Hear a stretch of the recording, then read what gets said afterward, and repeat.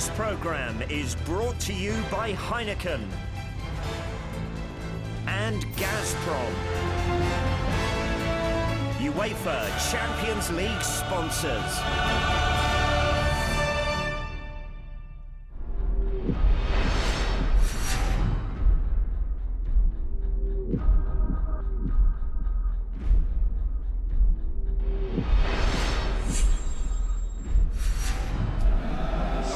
It is a special night for Manchester City.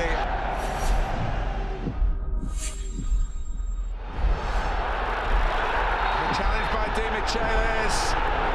Red card, he's off. Messi against Hart, scores. Dani Alves, it's 2-0.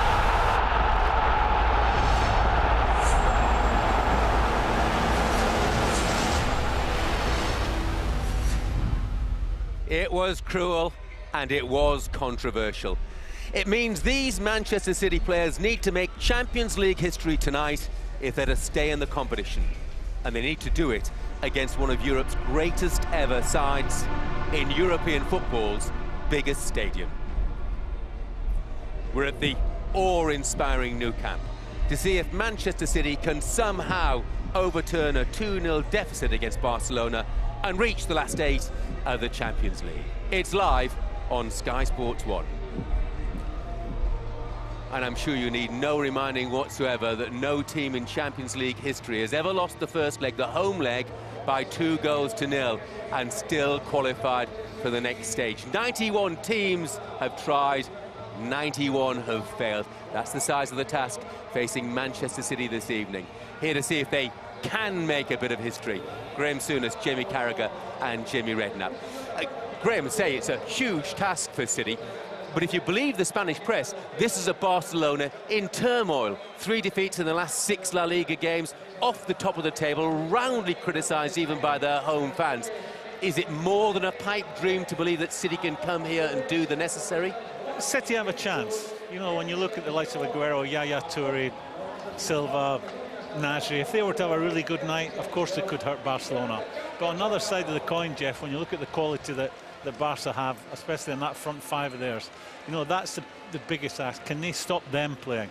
And, you know, here at the Nou Camp, I think Barcelona have something to prove, A, to themselves, certainly their home supporters. For me, they're not a team in turmoil. You know, they're still a team to beat if you're going to win this competition. It's a hell of an ask for City, but not impossible. Jimmy, on a night where they need to score goals, are you in any way surprised that Manuel Pellegrini hasn't gone with 2 out-and-out strikers? No, because there's lots of different ways to win a game. You know, beforehand they need the 2 goals, maybe 3 to go through. People say get your 2 strikers in, or all your attacking plays on the pitch. You've got to get the ball first. So in order to do that at times against Barcelona, you may need 3 players in that centre of midfield. We're not quite sure how they'll set up, whether it'll be Silva off the front or maybe Yaya Toure. We think it'll be that way. Milner looking after maybe Dani Alves, but it's not something that you have to do straight away. It could be a long night. Maybe if you get to half-time 0-0, maybe even try and get the first goal. That's the big thing. City have got to try and get this first goal. And as I said, you don't just throw all your attacking players on there. You've got to try and win that ball back first to then go and hurt Barcelona.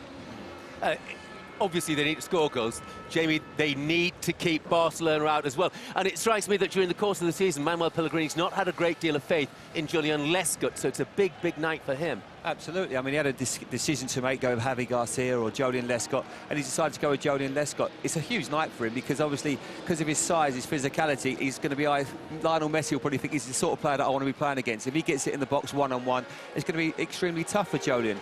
But they haven't really got a lot of options, really, Jeff, and I think that's something they've got to address at the end of the season. They've got to bring in a centre-back to play alongside Vincent Kompany because this has been going on for a long time now.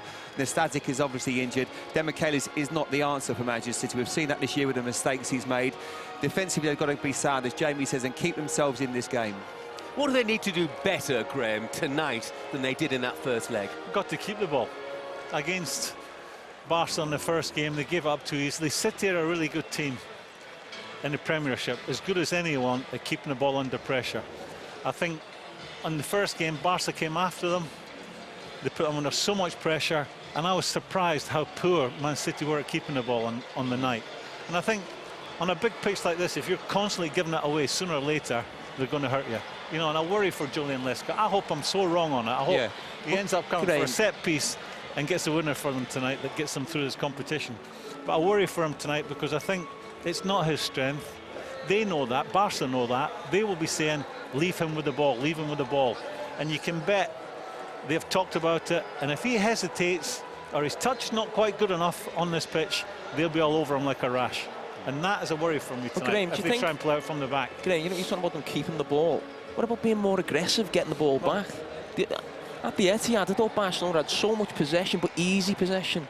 You're not going to get a lot of possession against Barcelona. They are good with the ball, but it's being more aggressive, getting after them a bit more, and put them under pressure. I felt in the first game, Barca were back to their best pressing. They weren't spectacular when they had the ball, like they have been in years gone past, but I thought their pressing was great on that night, and I think that was a highlight for me on that night. I was amazed that City couldn't keep the ball better than they did. And I know you're talking about, so one thing follows the others. If you're not keeping the ball, then maybe your pressing game is not up to scratch. And I think get back to the basics, like you talked about. You've got to have the ball if you're going to win a game of football. You've got to have the ball and play. And especially because get your Pellegrini, pressing. he played a system that enabled them to pass the ball better. That's why he went up there with the midfield, extra man in midfield, playing Silva off of Negredo. But they still didn't keep the ball. So that's why the option is Jamie Wright. It says if you play two up front, you leave yourself extremely exposed in midfield, and this Barcelona side will pass you to death. It's as simple as that. Barcelona 2 goals up, lovely position to be in, Jamie, is it? But how do they approach this game? And are you surprised that he decided to start with Neymar, who hasn't really pulled up any trees since he arrived here? Well, this could be the game for him.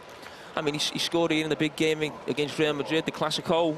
He's come for a lot of money. I think he actually started his Barcelona career quite well. There's been a lot going on off the pitch, his transfer fee, you know, the president's left the club, and I think that's had a major effect on him. He had a poor game the weekend, and he was criticised a lot, but that's the name of the game. You play for one of the biggest clubs in Wales football, and you have a price tag like he's got. So, I mean, it's a massive game for him.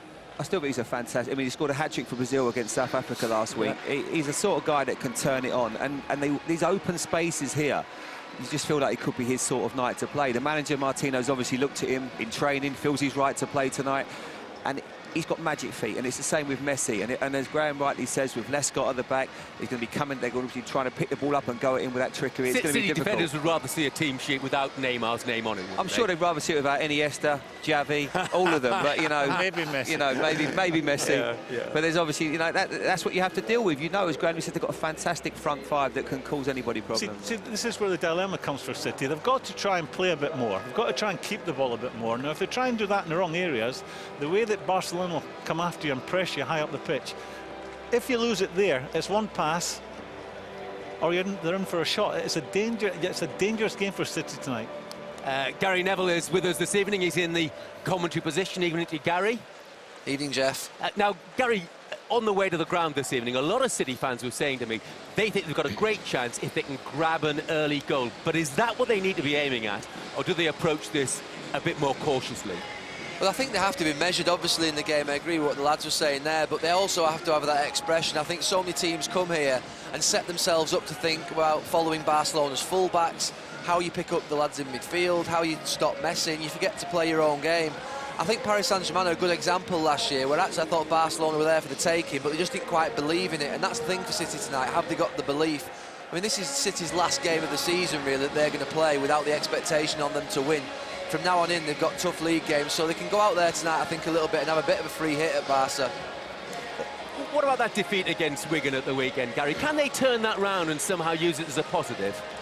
Well, they have to in some way. It was a blow for them, that, in more ways than one. The fact that they didn't play well in the cup final the previous week but got that trophy, and the fact that they really were building on a momentum. You know, to lose a game of that nature would, I think, dent confidence a little bit, but some of the players weren't playing, and I think that's what they'll build on, the fact that they maybe didn't have the strongest team out, and that tonight that they have, and that they'll have more belief with those players back. Hey, Gary, we speculate about whether Barcelona are in decline or not. The team they played against Valladolid at the weekend had won 147 trophies between them.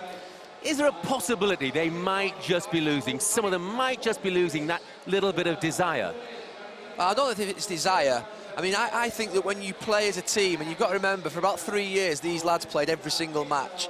It was as if Messi never missed, Xavi never missed, Iniesta never missed. Busquets, they always played. And I think when you have that, I've seen it in the past over 10, 15 years, whereby you have a team that sort of peaks for 3 years, and then there's that dip. I don't think it's through lack of desire. That's the easy thing, I think, for all of us to say here, oh, they don't want it anymore, they've climbed the mountain.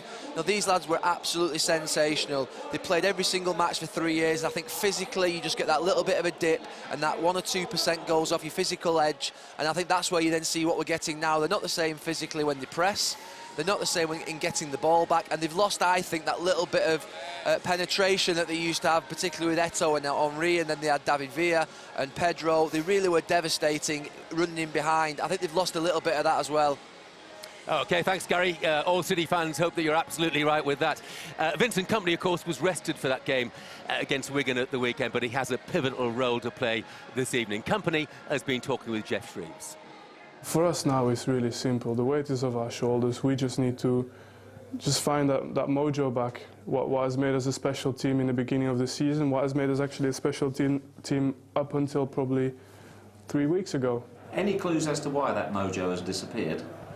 No, it's normal. You know, we've seen every team in the Premier League and even the best teams in the world suffering at times. So this is our period, and we'll get ourselves out of it, there's no doubt about it. It's easy for me to say we've not been at our best in the last 3 weeks, but you know, it would be forgetting about the fact that we did win the League Cup, which is the first trophy you can win in a season.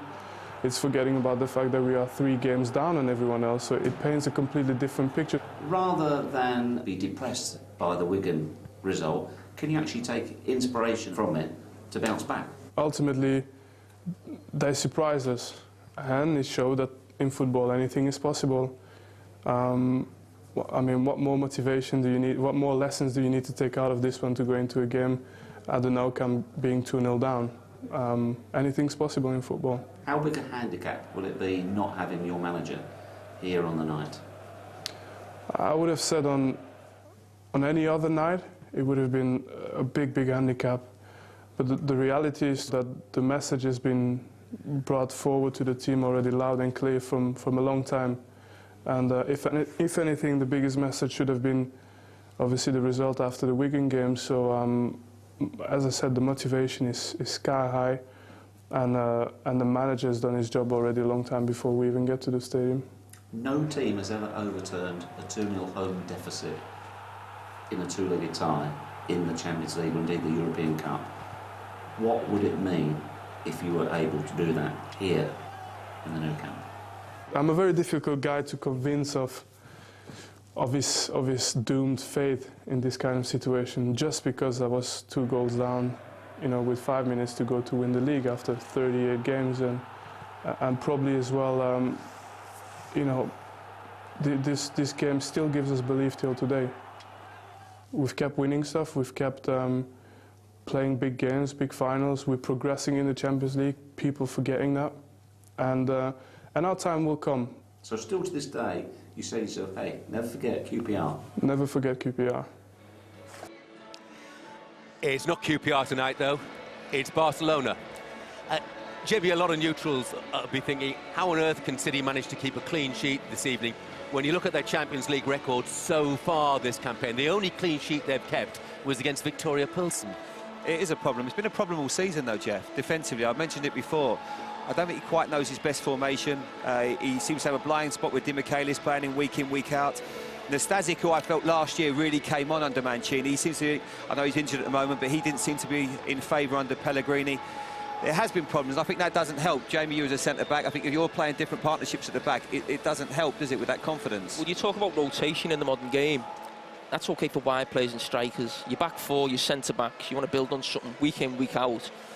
And he's the one player we talk about tonight, maybe Aguero, Yaya, Toure, Silva, you know, making the difference, getting them back into the game. He could be as important as anyone. Because Man City tonight have possibly got to keep a clean sheet if they want to get through.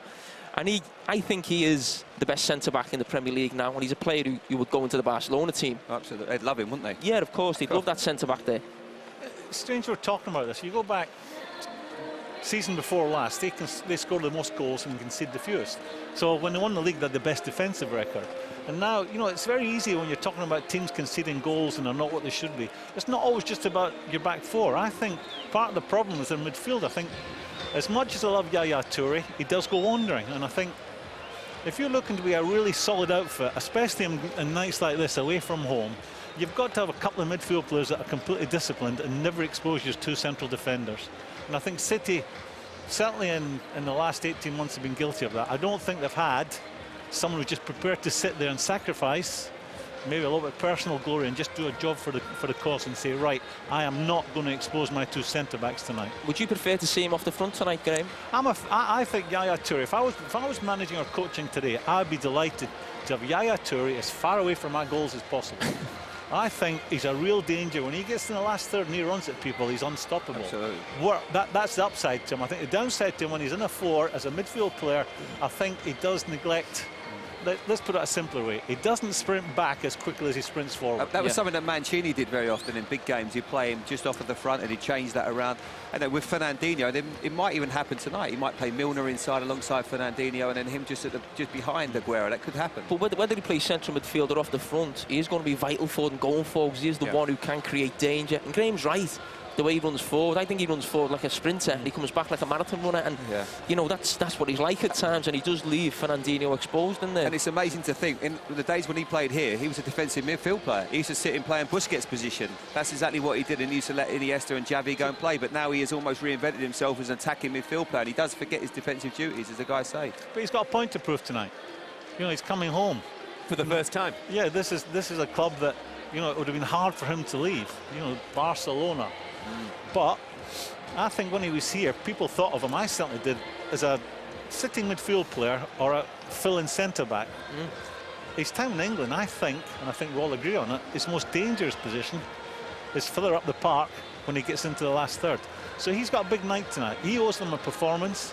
He's a match winner on his own, but he's got to be more than just someone who gets a goal for them tonight. He's got to be an all-round midfield player. He's got to do a bit of everything tonight and hopefully chip in with a goal as well. I think you're right, Graham, in that. I think central midfield for him in the Premier League, he dominates people. I think he's got to show it in a big game. I think against Bayern Munich in the Champions League, the first leg of this one, I think he's going to play central midfield. He's got to produce a big performance in that position against top draw opposition. I think it's not easy, though, for him at times, because I think under Pellegrini, they have played with two in midfield. And you know what it's like, Graham? Most teams play with three in midfield and you get outnumbered. And it's very difficult. I think back to the Bayern Munich game earlier on in the season when they were chasing shadows at time. He played with two up front and everybody was looking at the game thinking he's got to change the system. He's got to play maybe one up and two wide. So I don't think that always helps Yaya Toure. I don't think how good a defensive midfield player you are. You will struggle if you're playing against three in midfield. A lot on the shoulders. Obviously, no Negredo in the starting lineup this evening, Jamie. So a lot on the shoulders of Sergio Aguero. Are you convinced? He's only had a couple of games back after injury. Has he regained that sharpness?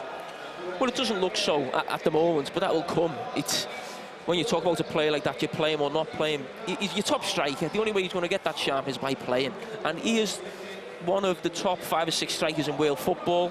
And he is someone, he's played in this league before, probably played here a few times, Atletico Madrid, so he'll know the place well, know their players well.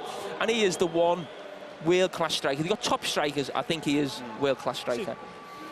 He'll relish the thought. We're talking about the problems that City may have in centre of their defence. He will relish the thought of playing against Piqué and Mascherano tonight. Yeah. He could terrorise them. He could terrorise them because he's quick, he's aggressive, he's a bright football player. And I come back to it. When you've got the likes of him in your team and Yaya Toure, they could come here tonight. The two of them could have great nights. The team doesn't have to play well, but they have great nights and they could win it for City. But then I come back to the other side of it. The same applies to Barcelona. Absolutely. The problem is the forwards just seem all gone off the boil at the same time. Dzeko's not scored in 7. Negredo's not scored in 7. He's not scored in the 2 games when he's come back. So it's all it's all worked together in that respect. But they need him to play extremely well. I mean, do you think that Mascherano would rather play against him as a smaller striker? He may do, but if anyone's going to exploit Mascherano, it's going to be his mate from the Argentina squad. He knows all about him as a holding midfield player, and he'll probably know his deficiencies in a centre-back role. He is the one player that you try and exploit. I'm sure it was mentioned in the team meeting, Mascherano, get the ball into Aguero's feet, round the edge of the box, and he's very rash, Mascherano. I think if we can get the ball into the last third, and that's easier said than done, if we can get the ball into the last third and into Aguero, he will cause some problems tonight. And of course the local heroes have emerged behind. No Pellegrini, of course, in the dugout this evening. From a Manchester City perspective, Graham, you've got managerial experience. Does it matter? It depends how the game pans out. If if there's something drastic happens, like a player gets sent off, or someone gets injured and has to come off, and it's something you've not thought about, and that can happen, he will be missed. But a normal game of football, they will have talked about all the possible scenarios. If this happens, if that doesn't happen, we'll take him off, we'll put him on, we'll make a tactical change between players. That will all have been discussed with Pellegrini and his assistants.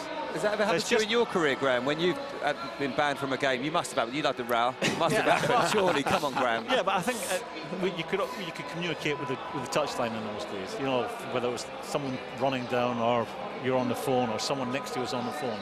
As I understand it, he's not allowed to do that here tonight. No communication. But you would like to think he's covered all the scenarios.